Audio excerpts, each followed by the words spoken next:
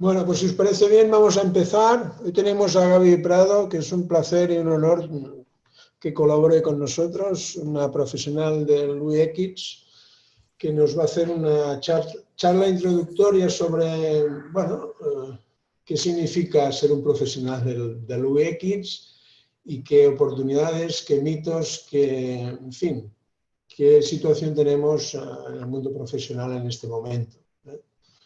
Pues nada, sin más preámbulo, te paso la palabra a Gaby y cuando quieras pues puedes empezar. Vale.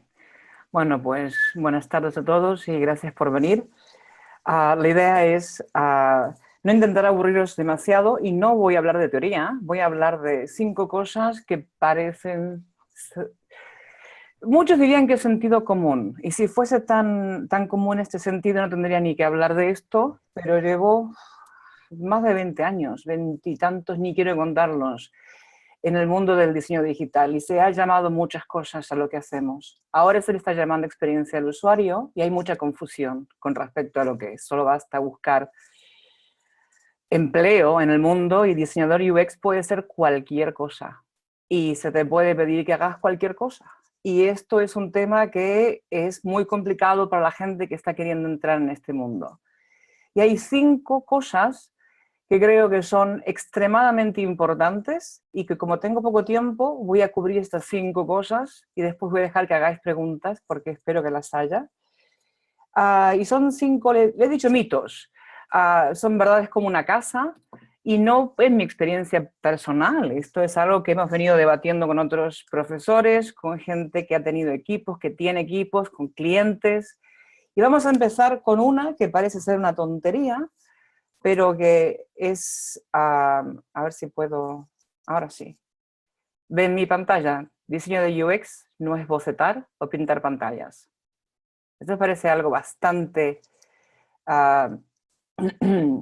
claro, no lo es. Diseño de experiencia de usuarios es muchísimo más que esto. Es saber quién es el usuario y el usuario no eres tú. Empezando por ahí, a menos que estés haciendo una aplicación para ti mismo y que uses tú. Los demás son los usuarios, la gente que está allá afuera. Hay que entender las motivaciones, objetivos, experiencia, preferencias, expectativas, de no solamente del usuario, pero de quién te está pidiendo que hagas esto. Si es para ti, pues también tienes que tener claro por qué estás haciendo esto, porque no es para ti, que estás intentando ganar con esto. Aquí al final una experiencia, ¿qué es? Alguien hace algo, tiene un montón de sensaciones y hace algo porque tiene un objetivo al final del día. Y da igual si es usar un producto, un servicio, lo que sea. Es una serie de interacciones que hay entre una cosa o un servicio y una persona. Del otro lado está quien ofrece el servicio. Esa es la experiencia. Si es digital, tendremos unas pantallas en el medio, pero hay muchísimo más que interactuar con la pantalla para decir que hacemos diseño de experiencia de usuario. Tenemos que entender el entorno en el cual se va a vivir la experiencia. Esto la gente no lo toma ni siquiera en cuenta. Van a pintar la pantalla, van a definir esa interacción, ese punto concreto, pero no toman en cuenta el contexto. Y de aquí podría hablar horas. Lo dejamos aquí, si tenéis preguntas, más adelante. La experiencia tiene que ser algo fluido. Esto no es una interacción hoy, mañana que tengo una entrega entrego y dentro de 3 días te entrego otra interacción y después te entrego otra y cambio de dispositivo y te entrego otra y después, bueno, la experiencia es lejos de ser fluida. Tenemos que empezar a pensar qué estamos intentando lograr, para quién, en qué contexto y dónde tenemos que llegar. Y todos los pasos tienen que ser fluidos. Eso es el diseño de experiencia de usuario. Aunque sea un proceso de compra, aunque sea un pago, una pantalla de pago, me da igual, aunque sea una, tiene que haber un principio y un final. Entonces, que os quede claro, si alguien está pidiendo un diseñador de UX para que venga y despinte pantallas y haga wireframes, esa persona no tiene ni idea lo que es experiencia de usuario. Eso es otra cosa, y creo que lo comentaré luego, pero eso es diseñar aplicaciones funcionales o funcionalidades para aplicaciones, no es diseñar experiencia de usuarios. Punto 2. Esto es algo que tampoco no me entra en la cabeza, como de tantos trabajos que se ofrecen por ahí, de tantos trabajos que he hecho, no hay contacto con el usuario. piden que una vez salimos del máster, nos dicen, bueno, ahora venimos y hacemos esto de aplicación y tendremos y ganaremos mucho dinero, y el usuario cuando, no hay tiempo y no hay dinero para hablar con el usuario, tú tienes que entregarme estas pantallas. Ahora, si no hablamos con el usuario, no estamos haciendo experiencia de nadie, estamos haciendo funcionalidades, insisto. Y esto es lo que estaba comentando.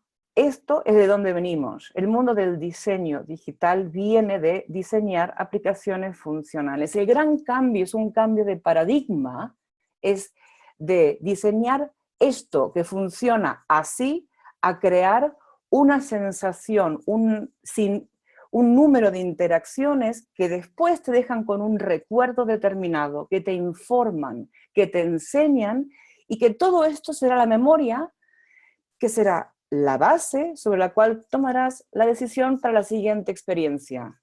Un ejemplo, una experiencia de una compra. No son hacer 3 pantallas, un flujo de compra, carrito de compra, pagar, comprar. No, es con qué sensación te quedas. Fue fácil, lo encontré, fue una experiencia satisfactoria, lo voy a comentar, no, fue horrible, jamás. Mi experiencia fue tan mala que no volveré nunca más a eso. Las pantallas fue una pequeña parte de esa experiencia.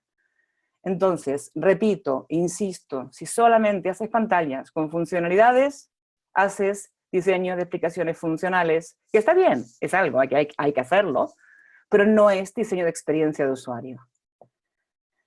Con respecto al usuario, y volvemos otra vez, que no hay tiempo, no hay dinero. Esto, ojalá, fue un euro, 50 céntimos por cada vez que escucho esto. Nadie tiene tiempo ni dinero para hablar con el usuario. Pues hay que hacerlo, el tiempo no es que haya o deje de haber, se hace o no se hace. Con que hables con alguien que no seas tú, ya has conseguido el objetivo de no diseñar para ti. Y esto es gratis. Con tu pareja, con un amigo, con alguien en tu empresa que no esté relacionado con el producto. Sal a la calle, busca usuarios, no hace falta gastarse dinero. Sí se puede gastar mucho dinero, lo he hecho, pero no hace falta. Habla con alguien que no seas tú. Luego, otro tema bastante importante, el tema del senior, el junior. Hacemos el máster y ahora seremos juniors, diseñadores de experiencia de usuarios juniors. Y después de un par de años o 3 nos piden de experiencia para que seramos seniors, ¿no? Ahora ya pasado un tiempo, sí, no, tampoco funciona así. No, y miremos un poquito en detalle esto. La práctica sin teoría no hace el experto. Todo lo que hace es que te canses trabajando haciendo lo mismo. Un operador de una fábrica que pasa una pieza, la conecta a otra, vuelve a empezar, no aprende, lo sabe hacer esto y lo hace en continuo. Eso es la revolución industrial hace 200 años que está enseñándonos a trabajar en cadena sin pensar. Entonces, hay que entender por qué hacemos lo que hacemos y por eso este máster. Aquí os vamos a dar la teoría, pero la práctica, junto con la teoría, es donde viene el aprendizaje. Lo mismo, la teoría sin práctica entra por un oído y sale, se esfuma, enseguida. 5 puntos estoy dando. Me pregunto cuántos después de estos 20 minutos o 15 os acordaréis de lo que he dicho. La teoría tiene esto. La teoría es muy volátil. Yo tengo una biblioteca aquí al lado, enorme, y la tengo aquí al lado porque estoy continuamente mirando mis apuntes, continuamente mirando mis notas, porque no hay manera que pueda recordar, después de todo este tiempo, cosas, técnicas, un checklist, has pensado en tal cosa, ¿y cómo se hacía esta técnica? Pues no me acuerdo, y no espero encontrarme, cada proyecto es un mundo. Entonces, teoría para hacer la práctica y practicar, y mientras estoy haciendo la práctica, tiro de teoría. Y esto es absolutamente importante, y esto no ocurre, no para jamás, esto no hay un solo día que dejemos de hacerlo. También escucho, no tengo tiempo, llego a casa muy reventado, todo el día trabajando, a mí que me pones a buscar ahora, hacer no, lo pinto, te lo entrego porque vamos a saco. Ya, pero si quieres aprender a hacer las cosas bien, necesitas hacer esto. Un médico no sale aprendiendo la teoría, tiene que hacer teoría y luego hacer las prácticas. Un arquitecto igual. ¿Por qué un diseñador de experiencia de usuarios no tiene el aprendizaje en continuo? Bueno, pues esas preguntas que las dejaré en el aire. Como dije antes, un senior no se hace acumulando años de trabajo, se hace ganando experiencia. Yo conozco gente que después de 10 años se llamaban seniors y trabajaban igual que el primer día, cometían los mismos errores de principiantes que comete alguien que está comenzando ahora a hacer diseño. Los mismos, exactamente igual. Esa persona no es un senior y los 10 años me es igual. No os quedéis cómodos con esto. Yo he tenido gente que después, he contratado gente que dentro de un año los consideraba seniors en mi equipo, porque esa gente realmente hacía el trabajo que os he comentado. Y aquí hay 5 o 6 cosas que son críticas. La práctica, la observación constante, continua. El momento que bajamos la vista y nos olvidamos y nos ponemos a mirar el píxel o nos ponemos a mirar el flujo y nos olvidamos de mirar al contexto, al usuario, a los compañeros de al lado, al cliente, a observar con detalle, perdemos cualquier tipo de posibilidad de construir una experiencia. Vamos a construir una funcionalidad en aislamiento. Pero una vez que está hecho, si no lo testeamos, no lo medimos, ¿cómo vamos a saber si esto funciona o no? Y esto es otro tema que volveré más tarde. Hay que probarlo de alguna manera. No importa si no es un test a gran escala, es hacer algo, mostrárselo a alguien que no eres tú y decir, oye, ¿tiene sentido esto que estoy haciendo? Lo ideal, por supuesto, es una vez que este producto, esta experiencia que hemos hecho, tenga indicadores de éxito formales y todos los que estamos involucrados en el proceso podamos medir si fue un éxito o no fue un éxito. A veces pasa, a veces no, pero hay maneras de testear, siempre hay que testear. Y esto de, lo pinté rápido, pinté el wireframe rápido, te lo paso que la gente de desarrollo está gritando que necesitan que no empiecen a desarrollar hasta que no tengan los mockups, el diseño. Y bueno, nada, y eso es lo que tenemos que intentar evitar. Para hacer esto tenemos que investigar. ¿Investigar qué significa?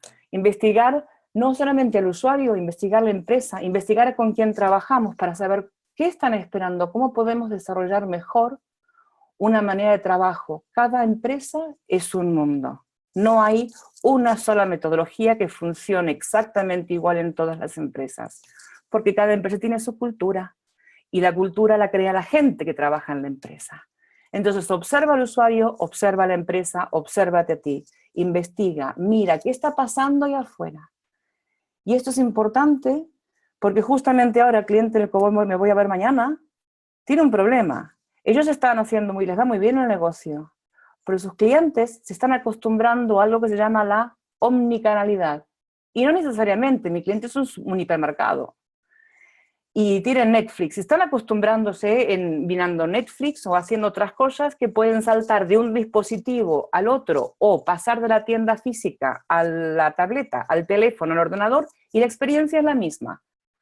Eso es omnicanalidad.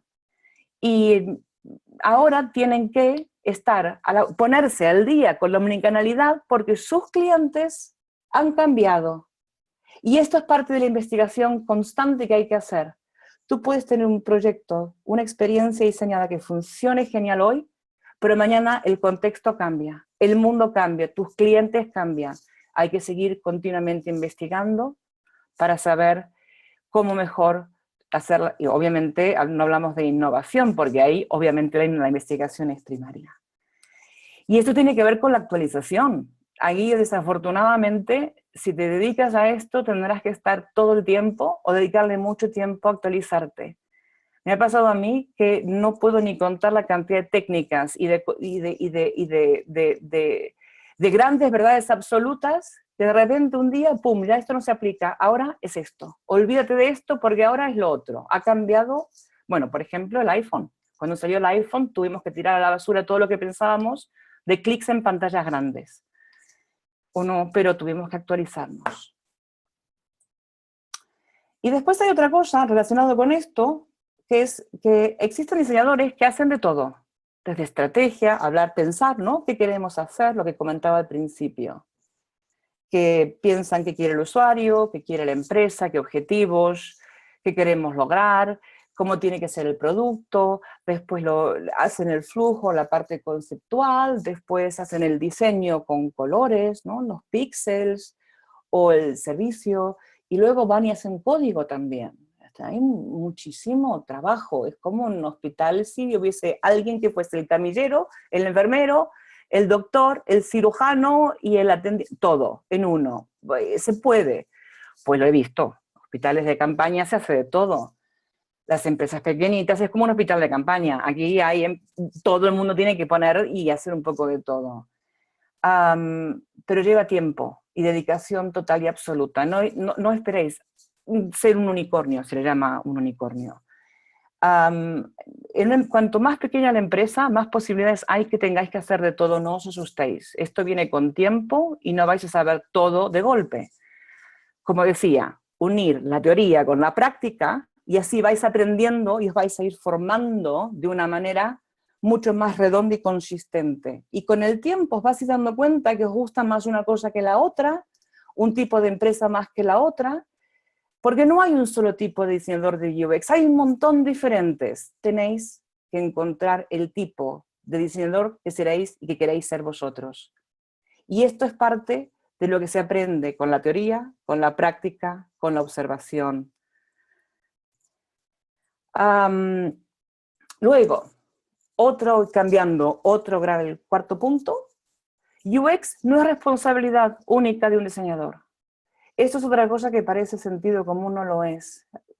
Clientes que me llaman, me dicen, llámalos de UX, porque tenemos un problema con la UX del site, que me la arreglen, la gente de UX. Y dije, ¿y qué es esto? Me pasó trabajando en eDreams, tenía un equipo, éramos 30 personas. Había en la empresa 3.000 trabajadores, todos trabajando en una plataforma online, una sola web, 3.000 personas, en 5 o 6 países. Pero se rompía con la web, me llamaban a mí, que era Head of UX. Y yo dije, y yo no he tocado nada, no he hecho nada, nada ha cambiado, nada, pero la responsabilidad de UX es no. Esto no es cierto. El diseñador hará ciertas tareas, pero no es la responsabilidad de un diseñador toda la experiencia. La experiencia tiene muchas partes. La primera es lo que se ve, la interfaz, la interacción, los flujos, esos puntos de contacto entre el producto y el usuario. Pero luego hay un montón de cosas más. Está toda la parte tecnológica. Cualquier cosa, desde que el site es lento, desde que se cayó el servidor, cualquier cosa puede pasar técnica. Y el diseñador generalmente no tiene demasiada influencia en este tema. Y la calidad del producto. Yo he tenido interfaces que eran para ganar premios, pero el producto era tan malo que la experiencia era horrible. Y me llamaban a mí para que arreglara y dije, pero chato, ¿has visto tú este producto? Lo que he visto no es lo que quiere tu usuario y hay productos que son mucho mejores. La calidad del producto, el precio, el servicio que se da detrás de eso, las promesas que se dan, la lógica de negocio. Si tu pantalla, si tu diseño es fantástico, pero la lógica del negocio es timarte para venderte algo, un seguro o lo que sea, y luego salir corriendo, por más que tu interfaz, tu diseño sea genial, la experiencia será mala. Si no hay confianza, pensemos en otras áreas, pensemos en finanzas, pensemos en logística. ¿Cuánto tiempo? A lo mejor tu parte de la experiencia es genial, pero después no se entrega. Piensa si hay ofertas similares en el mercado, que a lo mejor apareció algo nuevo y tu experiencia, que era genial, porque todo estaba rodado, de repente apareció algo nuevo mejor y tu experiencia, por comparación, pasó a ser mala. Entonces, repito, cuando se rompe la UX del site, están diciendo, arréglame los colores, lo bonito, lo que se ve. No, la experiencia del site es todas estas partes juntas. Por ende, la experiencia se construye entre todos. Solo esto es el objetivo número 1 del proyecto que me voy a hacer mañana a Chile, que estoy hace 6 meses intentando que le construyan entre todos la experiencia. Así de complicado es. Empezando, si lo tenemos claro, podemos comenzar a tener este diálogo con la gente que trabajamos. Pero si nos colgamos un título que dice, yo soy UX, se va a caer el puro de arreglar todo, cuando no es posible. Y si mi responsabilidad es el diseño, la experiencia, ayúdame. Esto es lo que aconsejo. Finalmente, último punto, lo he dicho, pero lo voy a volver a poner, porque no hay un diseñador peor que el que no tiene curiosidad, que el que no observa, que el que no mide y el que no quiere mejorar.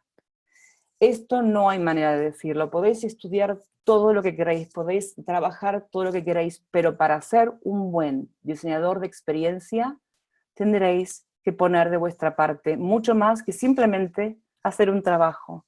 Esto es un acto de amor, porque estamos tratando con gente, estamos construyendo experiencias de vida.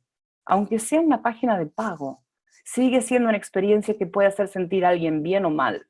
Tenemos que hacernos cargo de esto. Y tenemos que hacernos cargo que mucha gente alrededor nuestro no se da cuenta de esto y la presión es en nosotros. Por eso tenemos que tenerlo muy claro, internalizar qué queremos que sea experiencia de usuarios para nosotros.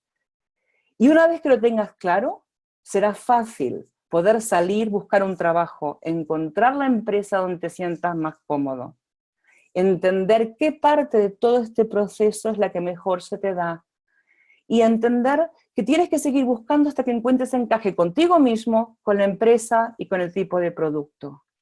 Esto es el principio de un camino muy largo y súper apasionante. Pero para esto no hay, esto es como vivir en la frontera, esto es como, soy muy trekkie, y esto es donde el hombre nunca ha estado, o la mujer nunca ha llegado antes. Bueno, pues siempre estamos un paso más allá, siempre hay un planeta, una galaxia nueva, y una raza nueva que descubrir. UX es esto, porque no se sabe cuál será la experiencia de mañana. Para esto necesitamos tener ese tipo de personalidad. Si no lo tenemos, tenemos que ser conscientes y tenemos que buscar cómo mejor encajamos. Y esto se logra solo con tiempo, probando. Y hasta aquí, más o menos, llega. El trabajo de un diseñador no puede acabar nunca con una entrega. Es un ciclo constante. Y la pregunta final que dejo para esto es, y al final de todo, si todo lo que haces, todo lo que intentas, todo lo que aplicas, si no lo mides y no sabes cuál fue el resultado, ¿cómo vas a aprender?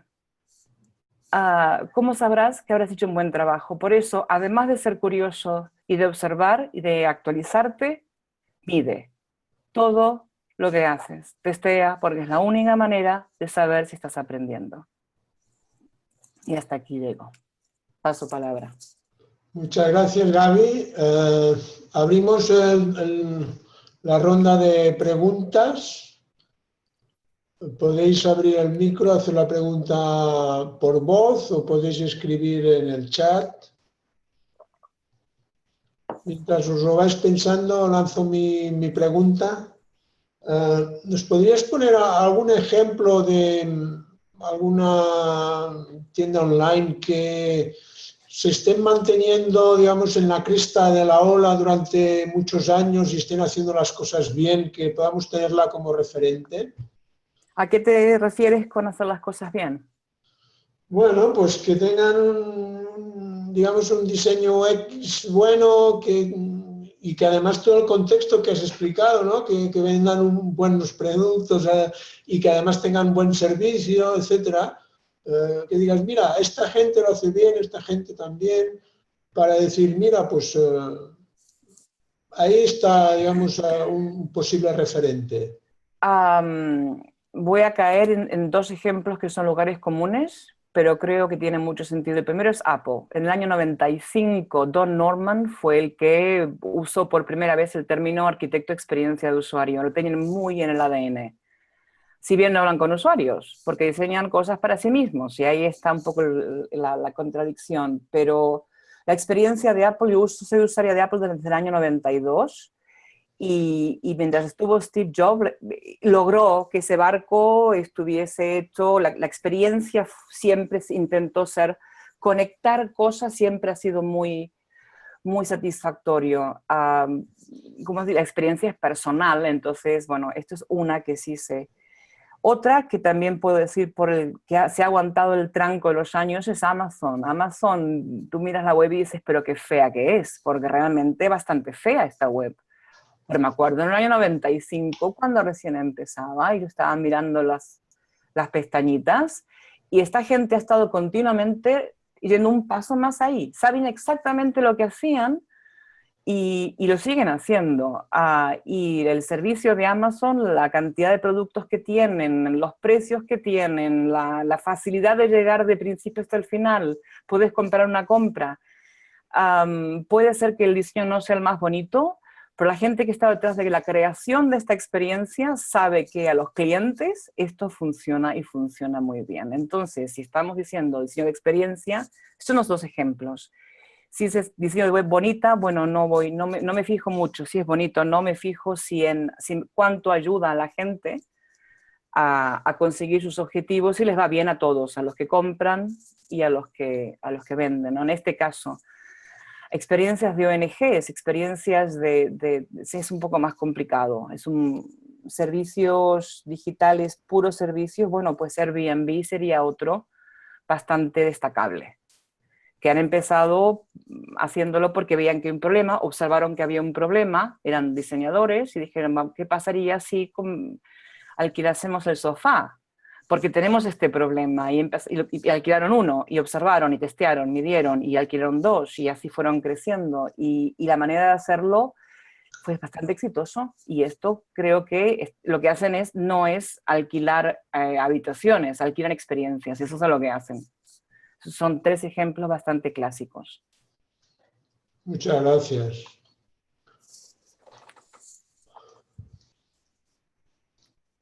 ¿Alguna pregunta más?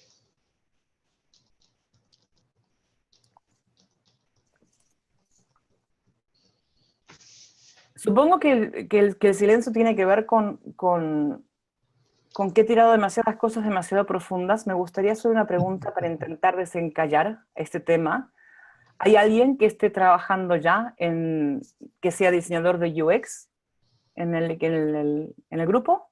Yo quisiera nombrar algo, ¿sí puedo? Claro, sí, porfa. Bueno, primero muchas gracias por tu tiempo, Gaby. Como tú dices, hay cosas que creo que sí se aclaran y otras obviamente que son bastante profundas, porque creo que van relacionadas mucho al tema cultural. La cultura influye muchísimo en cómo se considera la profesión del UX y cómo incluso nosotros como profesionales hacemos que esa misma cultura nos reconozca, ¿no? Uh-huh. No podemos decir que es lo mismo en España que lo que es en Chile, que es lo mismo en Colombia, que lo que es en Europa. O sea, yo creo que depende mucho de la cultura, ¿no? Y sí tengo 3 preguntas, 3 consultas directas, ¿no? Primero, ¿cuándo puedo decir yo que soy un buen diseñador UX? ¿Cuando el resto lo reconoce o cuando yo sé que estoy haciendo bien las cosas y no lo reconoce? La valoración, a mi juicio, es resultados. Es si tengo claro qué objetivos desde el principio del proyecto, tenemos claro qué objetivos se tienen que conseguir tanto para el usuario como para la empresa que me lo encarga, y se cumplen y están todos súper contentos, bueno, es que debe ser más o menos buena. Ahora, yo después de 20 años de buena no tengo nada. Yo sigo siendo la principiante, porque es que, a ver, hay tantos que están todos, yo estoy ahora haciendo otras cosas, pero todo eso en función de tener claro cuál es la vara de medir. Por eso te digo, mide, tiene unos objetivos claros para las dos partes, y luego mide, y a partir de ahí te dirá, si logras los objetivos, es que eres buen en tu trabajo. Al final del día es eso. Uh-huh. ¿Puedo preguntar otra? Sí. Ya, tú hablas mucho obviamente del diseñador UX y nombras el tema de que hay algunos que podemos considerarnos buenos, ¿no? Sin serlo, o algunos que no nos consideramos buenos y podemos serlo, ¿no? Puede ser todo lo contrario. Ahora, un diseñador UX debe tener conocimiento de herramientas gráficas. Estoy hablando, por ejemplo, de Illustrator, de Photoshop, de herramientas online mismo como para poder hacer el prototipado. ¿Qué debe saber un diseñador UX? ¿Debe saber social media? ¿Debe saber SEO? ¿En qué debe enfocarse? ¿Cuál es más o menos el perfil? Debe conocer el lenguaje, que es lo que normalmente un máster te da. Debes saber de qué va cada cosa. Debes saber qué es SEO, debes saber qué es Google Analytics, debes saber qué es un programa de desarrollo, debes entender, pero no tener que hacerlo necesariamente. a través de los años creo que he tocado absolutamente todo, he tocado cada una de las fases que hay, pero no me considero experta en todas. Claro que está, lo que pasa es que después de 20 años, estadísticamente las posibilidades que toques todo. A ver, yo conozco gente que no toca diseño visual ni que le peguen un tiro, o código. Por eso digo, tienes que tú saber qué es lo que te gusta más. Entiende todas las diferentes partes que van en el proceso. Son todas piezas. Cada uno hay diferentes momentos para diferentes actividades. Luego tienes que tú encontrarte más a gusto con unas. Por ejemplo, yo empecé como arquitecta de la información, porque en ese momento, no, empecé como diseñadora gráfica y luego me di cuenta que lo bonito no servía de nada si el contenido no estaba organizado. Y pues estuve años trabajando en taxonomías y tal y cual. Y luego dije, pero es que sin código esto no lo puedo montar, y pasé al código. Y el código a mí no me acaba de gustar demasiado, para serte sincera. A mí me gusta más la gente. Entonces fui, y todavía es el día de hoy, que a medida que voy creciendo, ahora que tengo 50 años, no es lo mismo que cuando tenía 25. Y ahora me gusta muchísimo más la parte de estrategia, que es lo que hago. Y no hago diseño de pantallas, no las toco, ni siquiera en papel, a lo mejor en una pizarra.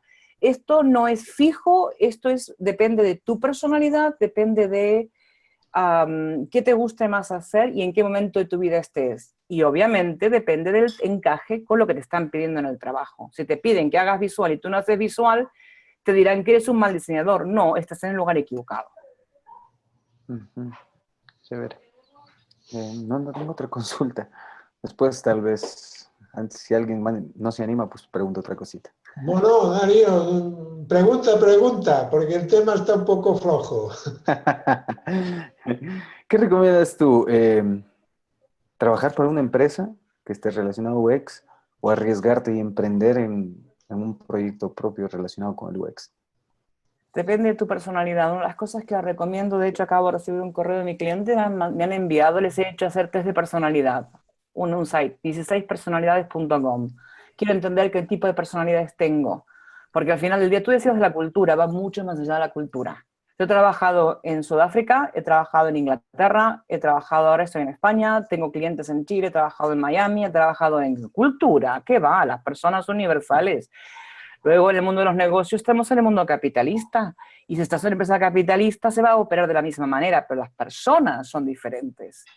Entonces, lo que sugiero es que intentes encontrar el tipo de empresa que a tú éticamente te cuadre. Porque si te van a pedir, te van a pedir que hagas todo lo que tú sabes que no tienes que hacer, vas a estar mal, vas a estar frustrado, te vas a sentir horriblemente mal y vas a pensar, este es un curro, es un trabajo. No. Entonces, lo que tienes que hacer es, ¿qué me gusta a mí? ¿Cómo creo? ¿Cuáles son mis valores éticos? Tú en la vida tienes unos valores éticos y morales y te guías por estos en cuanto al diseño UX y el tipo de profesión y cómo quieres materializar esto.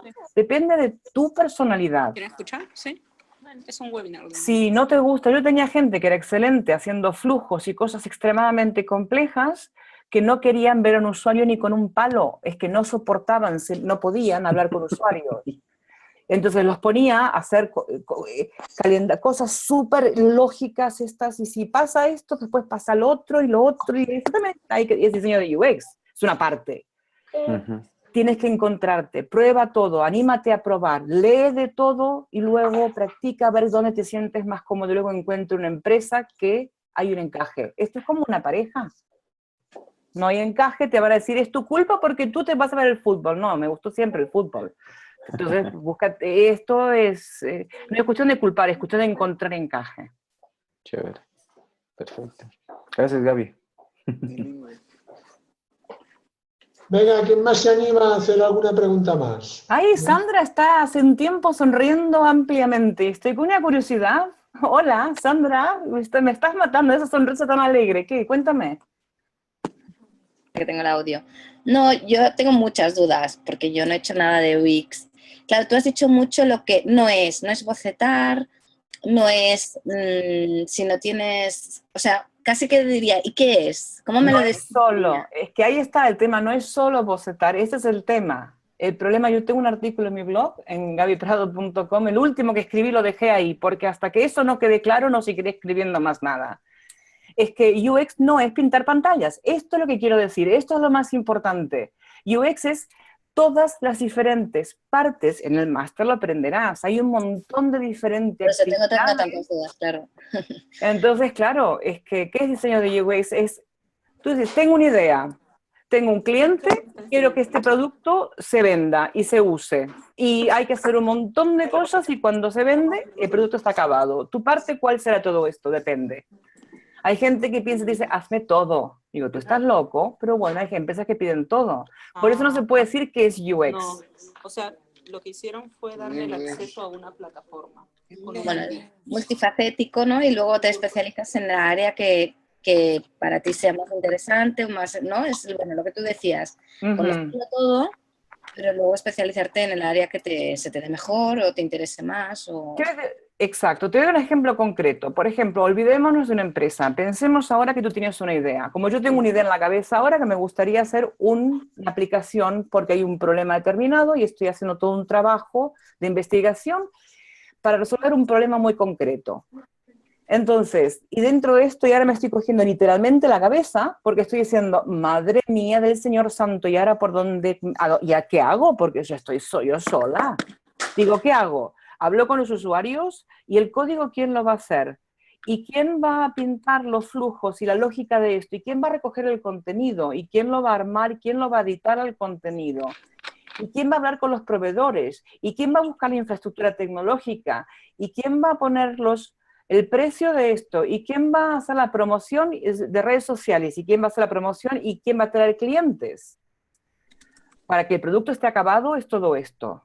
Ahora bien, yo digo, vale, pues me concentro solamente en crear la aplicación. Hablé con los usuarios y hago unos bocetos y digo, mira, así en lápiz, y voy a un diseñador visual y le digo, o de interacción, que sepa de visual, y le digo, trabajemos juntas o juntos para que esto tenga más sentido. Y hablaré con una persona que sepa, un desarrollador, y le digo, a ver, infórmame este diseño, ¿cómo se puede montar mejor? Fíjate tú, solo para hacer las pantallas de la aplicación necesito 3 personas, porque sola no lo puedo hacer. Ni con 20 años de experiencia lo puedo hacer. Entonces, hay gente que sí lo puede hacer, hay gente que son muy brillantes, yo no lo soy tanto, pero hay gente que hace todo. Entonces, a lo mejor lo que hago es, decido buscarme a alguien que tenga un perfil que yo me encargo de hablar con los usuarios, alguien que haga la parte de diseño conceptual, visual y alguien que haga código. Y somos 3. Y ahí más o menos tenemos el diseño de la experiencia digital, de la interacción digital. Pero podría contratar a 5, 6 o 7 personas diferentes para hacer solamente esto. Y hay gente que lo hace todo uno solo, también ocurre.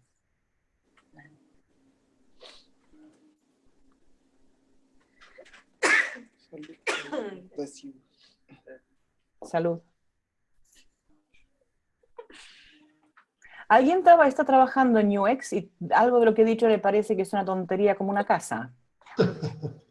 Porque eso también me ha pasado, ¿eh? Es decir, tú, chata, ya que hablas demasiadas tonterías. No, a mí me ha sorprendido esta visión, digamos, tan panorámica que tienes del UX, en la cual incluyes pues, el producto, incluyes, digamos, incluso el trato después de haber hecho la venta con el usuario, incluyes si el producto es bueno o no es bueno. Es como asumir mucha responsabilidad, ¿no?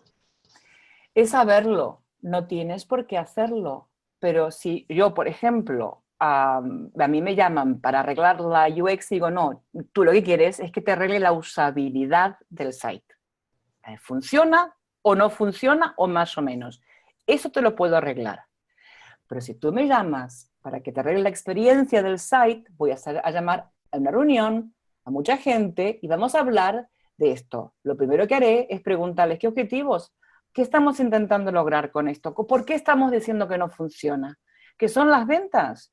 Bueno, pues empecemos a hablar con usuarios y averiguar dónde está el problema. Porque antes de empezar a hacer un diseño, ¿qué voy a diseñar? ¿Cómo lo voy a arreglar si no sé cuál es el problema? Entonces, primero hablamos con el usuario. Eso es lo primero que hay que hacer si queremos que la experiencia mejore. Si tú sabes que la experiencia es mala porque la interfaz es inusable, pues es un problema de usabilidad, arreglaremos la usabilidad, te entregaré eso y se acabó el proyecto.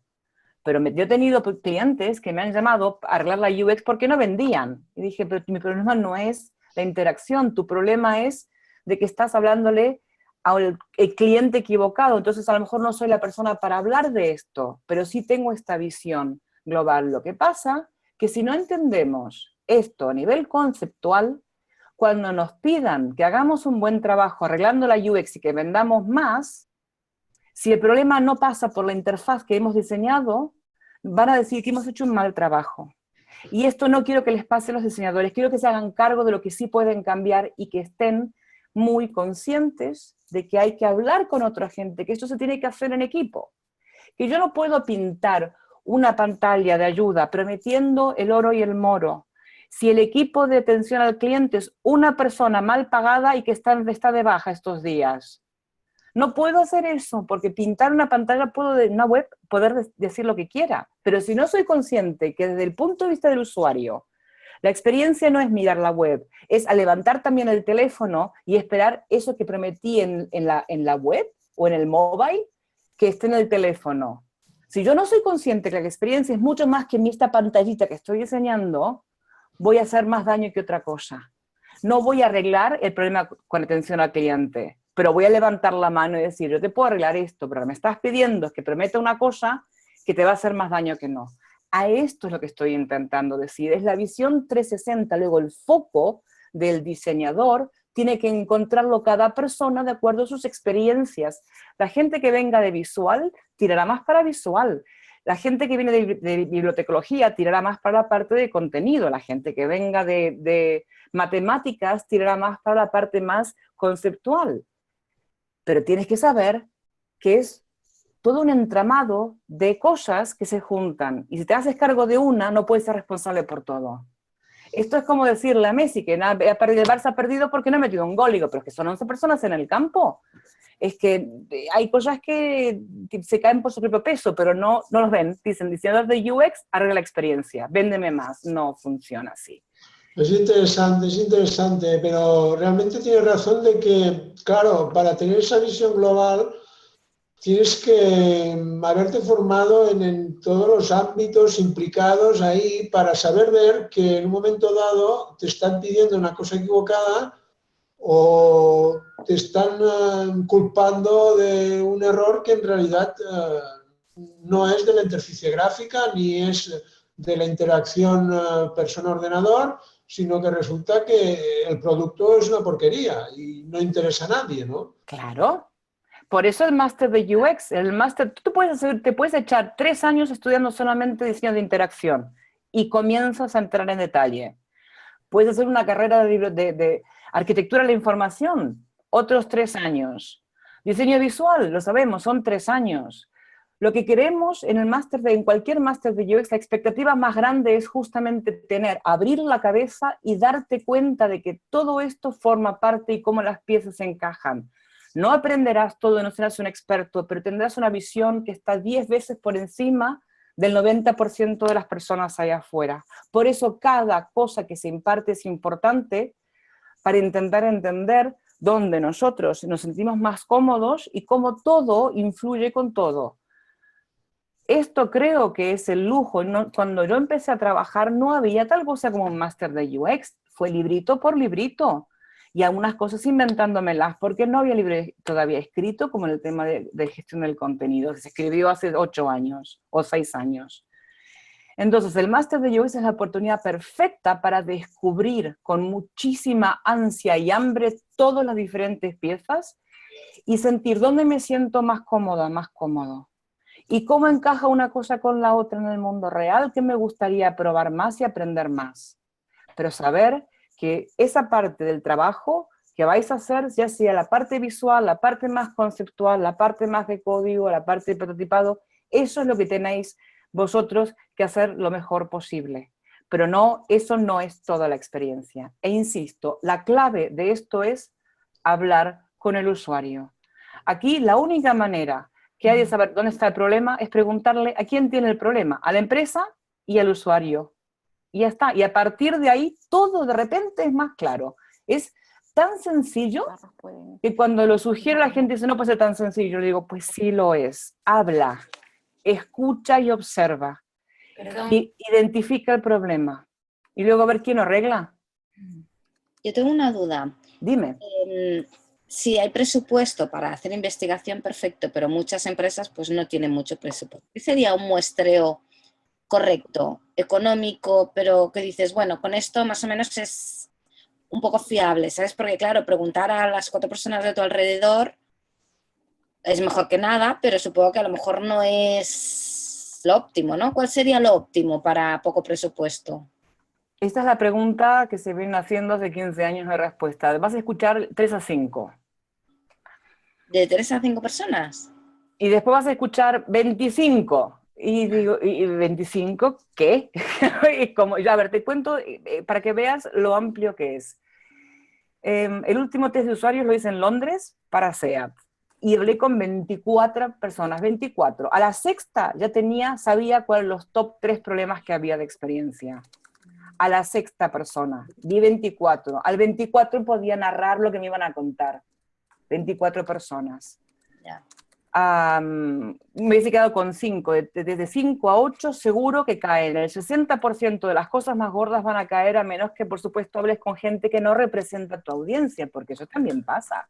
Si yo quiero construir casas energéticas, sostenibles y orgánicas, y le voy a ir a preguntar a alguien que le gusta vivir en hoteles y que te van a contar cualquier cosa. No puedes hacer una investigación de usuarios sobre fruta a la gente que le encanta comer chuches. Es que esto también depende. Sí, sí. Entonces es un poco sentido común. Tú encajas, encontrar 3 personas. Yo tengo un huerto. Voy a hablar con 3 personas que tienen un huerto hace 5 años. Les pregunto las mismas preguntas, hablo con 5 y te juro que tengo ya ahí 40, 50% de los problemas más gordos. Luego hice un trabajo después, también hice otra investigación de usuarios, 25 personas en 5 ciudades europeas. Con eso sacamos patrones de comportamiento. Detrás de ese estudio, que fue hecho en la casa de los usuarios, hicimos un estudio, un sondeo. Creo que fueron 40.000 respuestas en Europa. ¿Tú te puedes creer que se comprobaron los mismos patrones de comportamiento con las 40.000 respuestas de 25 entrevistas de 2 horas en la casa de usuarios? Por eso digo, todo depende de, si estás hablando con la gente que realmente representa la audiencia de tu producto y que hagas las preguntas correctas. Por eso digo, con 5, 8 vas que chutas si haces estas 2 cosas bien. Venga, la última pregunta, que se nos acaba el tiempo. La última oportunidad. Yo tenía una... ¿Se me escucha? Sí. Vale. Hola, ¿qué tal? Hola. Es un poco hablar de una dudilla que me ha surgido a lo que estabas comentando antes. El papel, por ejemplo, de un product manager o un product owner dentro de un proyecto, ¿cómo lo encaja? Director de orquesta. El director de orquesta, pero Sí. sin necesidad de tener, o sea, entiendo que siempre ayuda a tener estos conocimientos de UX y de interacción web para poder orquestar, ¿no? Con mejor calidad. Pero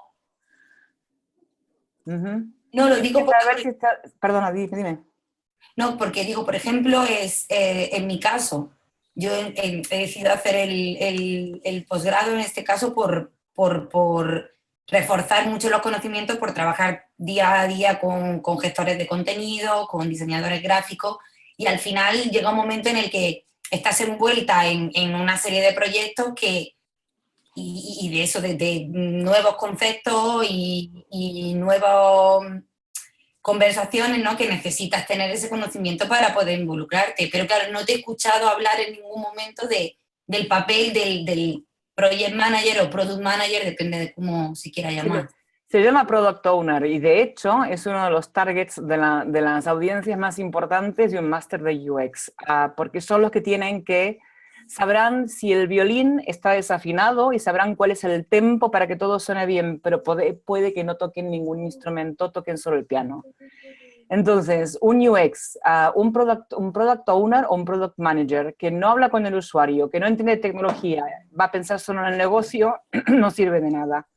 Lo que acabas de decir es, no lo comenté porque no hablé de muchos roles, hablé de conceptos y enfocado al diseño, pero lo que acabas de decir es tan crítico. De hecho, en un máster tengo los últimos 3 másters que he hecho, de los estudiantes más curiosos que tenía, están trabajando o en investigación con usuarios o en product ownership. Porque le vieron, entendieron todo esto de la coordinación, de lo redondo, entendieron y querían realmente meterse, no hacer una cosa porque no tocaban a lo mejor visual o código, nada, dijeron. Y se metieron a hacer esto, hicieron el máster de UX y acabaron siendo product owners. Ojalá todos los product owners tuviesen un máster en UX. Ojalá el mundo, mi vida tendría menos canas, hija. Podríamos hablar con la empresa para que nos pagaran. Pues lo estoy haciendo, es que en serio te lo digo, estoy formando a mis clientes, estoy formando gente porque esto es lo que necesitan. Hombre, yo en mi caso es que empecé la casa por la ventana, porque al final llevo 2 años gestionando proyectos web sin haber el primer punto, uno de los puntos que decía experiencia y teoría, pues es que no puedo estar más de acuerdo con eso. Ya, bueno, porque posiblemente te han puesto como gestor del proyecto, te han dicho, hay una Gantt, cumple la fecha, Más se como entrega. Más como product owner en realidad, pero Vale. bueno, hay que formarse mucho para... Pero enhorabuena, Elizabeth, porque has tomado una decisión genial y esto te va a servir muchísimo y enhorabuena. Vale, gracias. Pues muchas gracias a todo el mundo. Vamos cerrando el webinar. A efectos académicos, ya sabéis, hacer un pequeño resumen y colgarlo en el aula virtual. También recordaros que el webinar ha sido grabado en vídeo y estará disponible también en el aula virtual por si queréis volverlo a visualizar. Y nada, agradeceros a todos la presencia y Gaby, pues muchas gracias, ha sido súper interesante y seguimos en contacto. Siempre un gustazo, Cristóbal, gracias por todo y a todos muchísima suerte y a por ello, a darle con ganas. Que hay muchos buenos por ahí afuera. Venga, adiós a todos. Adiós, adiós a todos.